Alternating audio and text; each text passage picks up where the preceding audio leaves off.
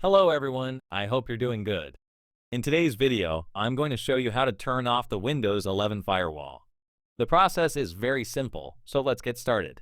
First, click on the Windows 11 Start button and open Settings. Once the Settings window opens, look at the left-hand side menu and click on Network and Internet. Now scroll down to the bottom and select Advanced Network Settings.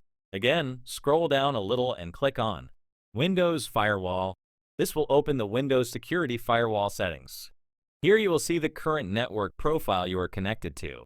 For example, right now I'm connected to a public network and it says Active. Click on the Active Network profile. Now you will see the option, Microsoft Defender Firewall. If it is turned on, simply click the toggle button once to turn it off.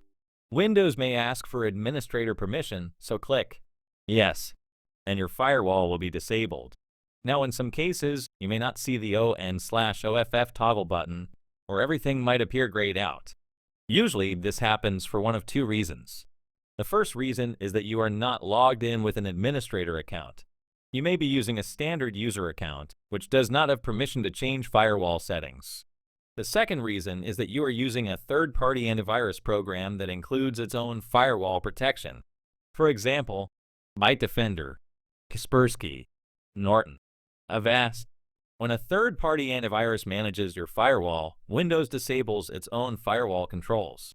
In that case, you must open the antivirus application itself and disable the firewall from there.